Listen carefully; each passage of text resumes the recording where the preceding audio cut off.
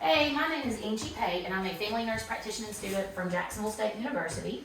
Can you give me your name and birthday, please? Todd Pate, 21173. Good, okay. And what brings you to the clinic today? New patient. All right. Are you taking any medicines? No. Allergic to any medicines? No. Okay, so I'm going to be completing a neurological exam on you today. So I'm going to start with looking at cranial nerves 1 through 12 and assessing those. Just move this out of the way. So the first thing I'm going to do is check your first cranial nerve, which is olfactory. I'm going to have you close your eyes for me. I'm going to put something under your nose and let me know what you smell. Vanilla. Okay, good. So that nerve is intact. Now we're going to move on to cranial nerve number 2, which is optic. So I'm going to have you cover up your right eye for me. I'm going to cover up my left eye. And then I'm going to hold up fingers, and I want you to tell me what you see. 2. 1. Good.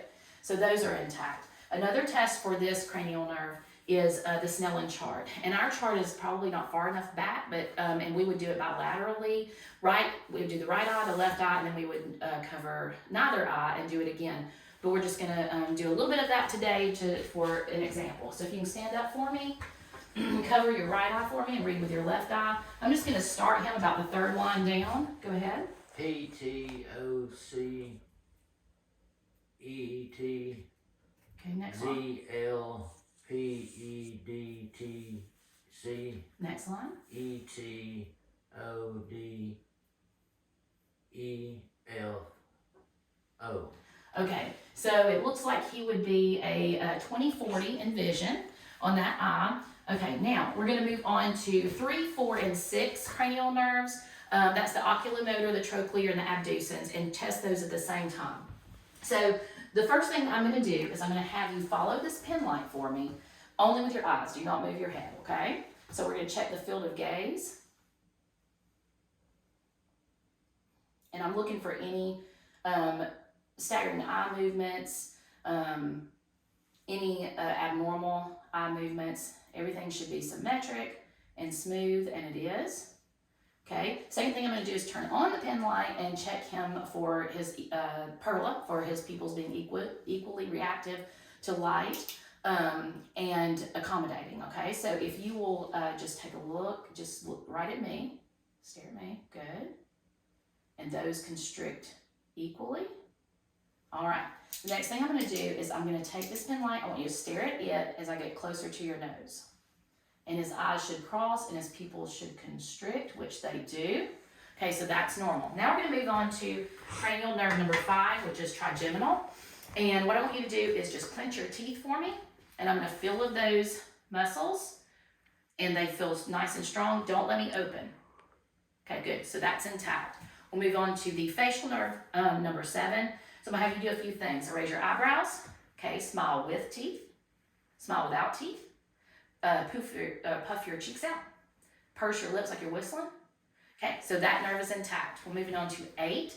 And so what I want you to do is I want you to cover up your left ear. I'm going to whisper in your right ear and you let me know what you hear. 1, 2, 3. Good. I would do that bilaterally in a full-length exam. Now and that was the acoustic nerve.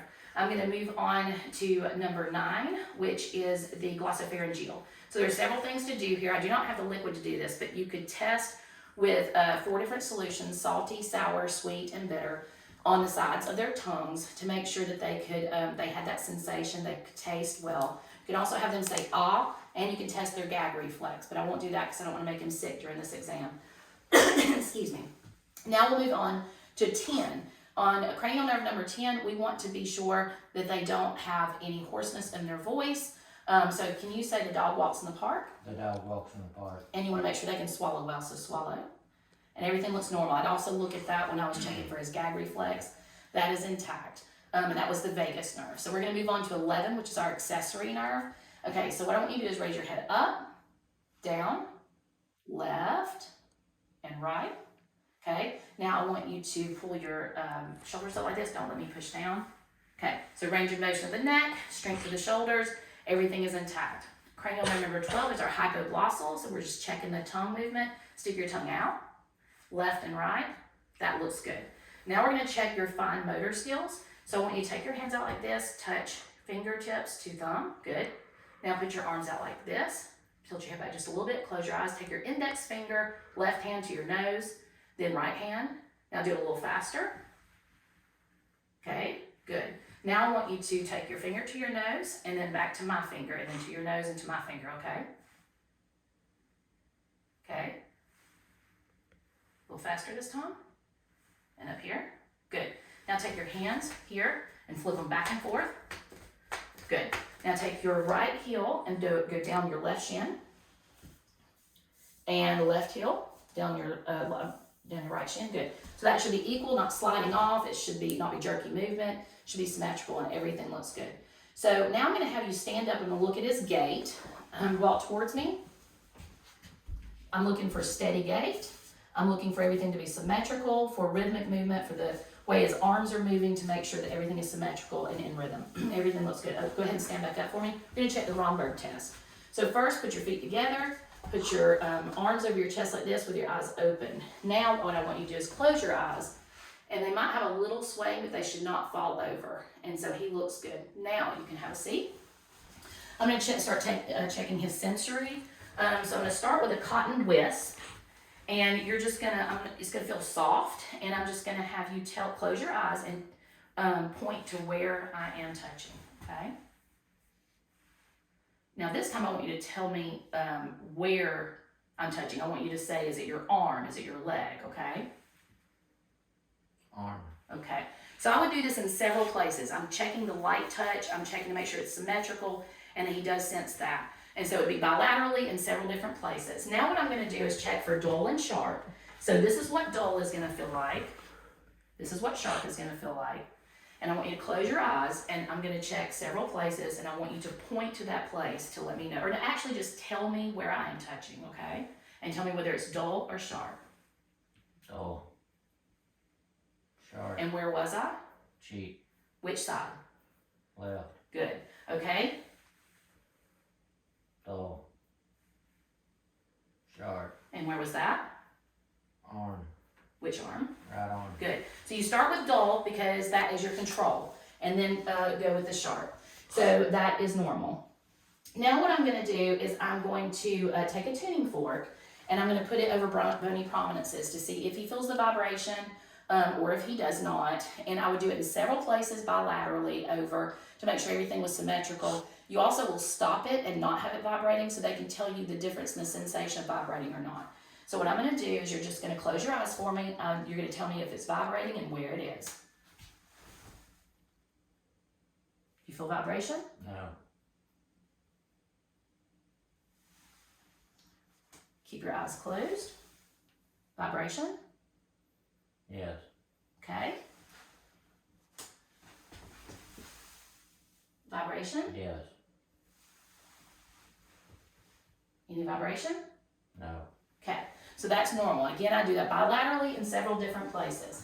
Now what I'm going to have you do is I'm going to either pull your toe up or down, and then you let me know whether it's up or down, okay? Up. Good. Now I'm going to do the same thing on your hands. Put your hands out like this, okay? Down. Good. So I would do that bilaterally to be sure that he had a sense of where, how everything was moving, whether it was up or down, and he sensed that correctly, and he did. So now what I'm going to have you do is hold out your palm for me. I'm going to put an object in your hand. I want you to feel around with that object and tell me what you feel. A coin. Okay. So I would use several objects in a full-length exam bilaterally just to be sure that his proprioception of where everything was, his sensation of objects was correct. Now what we're going to do is a 2-point discrimination test. So you're either going to feel 1 point or 2 points. Okay, I want you to point to the area. First tell me, is it 1 point or 2 point, and then point to the area where it is, okay? 1 or 2? 2. Okay, I'm going to try one more time. 1 or 2? 1. 2. Okay. I would do that bilaterally in several different areas, and we would also measure. So we would measure, start in a wide area of 2-point discrimination and decrease it until it went from 2 points to 1 point that he sensed, and we would measure that to make sure that that was in the appropriate range. Now what I want you to do is close your eyes and hold your palm out for me. I'm going to draw something in your palm, either like a number, a letter, or shape, and I want you to tell me what I'm drawing. A. Good. So that is intact, and I would do it bilaterally, and I would do several different shapes, numbers, or letters. Now what we're going to do is I'm going to have you just lie back for me. We're going to go to the deep tendon portion, or the reflex portion, not the deep tendon, the reflex portion. So I'm going to check his abdominal reflexes. So I'm going to pull from his umbilicus all 4 quadrants in a diagonal. And his umbilicus should just relax for me. Should pull toward that sensation, which it does. Relax again. Good. Okay, relax. Good. Relax. Good. So that's intact. I would also check the cremasteric reflex on men. I'm not going to do that today for his privacy's sake, but I would do a thigh stroke and on each side. And the appropriate response would be that his scrotum testicle area would rise a little in response to this on the same side as the stroke was. Now I'm going to do your plantar reflex. So here we're looking for a plantar response to stroking his foot. I would also do it bilaterally. Today I'm just going to do this, and we don't want to see fanning of the toes. Today I'm just going to do it on one. So if you'll sit up for me, I'm going to check your, I'm going to go ahead and check for ankle clonus here. We don't want to have any oscillating movements, so I'm going to hold it in a dorsiflex, and there are none. I would check this bilaterally, so everything looks good there. Now what I'm going to do is I'm going to check your bicep reflex. We're going to go quickly through this, but we're going to check deep tendon reflexes, bicep, brachioradialis, tricep, the patellar, and the Achilles responses. So with the bicep, we relax, we put the finger over this bicep tendon. You should see a forearm flexion, feel it. Oh, well, it is coming apart. Okay, I'm gonna put my thumb over it, and we do see that. We're gonna do a tricep at a 90-degree angle. I'm gonna do it on this side where they can see what I'm doing. 90-degree angle, find this tendon here, do a direct stroke. Let me get you to relax it, just let it fall. Good, okay, so we got some flexion there. Now what I want you to do is I'm going to just pull it like this, relax. We're gonna do the brachioradialis about right in this area. We're looking for supination and a forearm flexion. And we do have that. Now I'm gonna do the patellar, if you'll scooch back, and all of these should be a 2+ response in the deep tendon reflexes. Okay. Oh, that's a little bit, relax. Okay, so we do have a reflex there. And now I'm going to do the Achilles. We're just going to hold it at a neutral position and then hit here on the Achilles tendon, and you should have a plantar response, which we do. Okay, and that is the end of our exam. Do you have any questions for me? No. All right, thank you.